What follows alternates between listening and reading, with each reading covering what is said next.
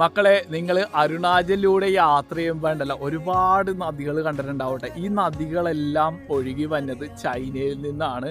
നമ്മൾ അത്യാവശ്യം ബോർഡറുകൾ പോയിട്ടുണ്ട് ട്ടോ. ഈ നദി ഒഴുകി വന്നതെല്ലാം നമ്മൾ കണ്ടിട്ടുള്ളതാണ്. Subansiri river, Shiyomi river, Siang river, അങ്ങനെ ഒരുപാട് നദികളുണ്ട്. എല്ലാം ഒഴുകി വന്ന സ്ഥലത്തൊക്കെ നമ്മൾ എക്സ്പ്ലോർ ചെയ്തിട്ടാണ് വന്നത്. ഈ നദികളെല്ലാം നേരെ ഒഴുകി ചെല്ലണത് നമ്മുടെ ബ്രഹ്മപുത്രയിലേക്കാണ്. ഇവിടെ ഇരുന്ന് നമുക്ക് ബ്രഹ്മപുത്രയുടെ അടിപൊളി കാഴ്ച കാണാം കേട്ടോ. ഇത് നോക്കിയേ, ആ കാണുന്നതാണ് മക്കളെ ബ്രഹ്മപുത്ര റിവർ കേട്ടോ. അത് നേരെ ഒഴുകി ചെല്ലണത് സമുദ്രത്തിലേക്കാണ്. പിന്നെ അതുപോലെ തന്നെ അതിൻ്റെ അപ്പുറത്താണ് കേട്ടോ ആസാം. ഇവിടുന്ന് ഒരുപാട് ദൂരമൊന്നുമില്ല, ഏകദേശം കുറച്ച് ദൂരം മാത്രമേ ഉള്ളൂ ആസാമിലേക്ക് കേട്ടോ. നമ്മൾ പോണ റൂട്ടിലൊക്കെ ഈ ഒരു വ്യൂ അടിപൊളിയായിട്ട് കാണാൻ പറ്റും കേട്ടോ.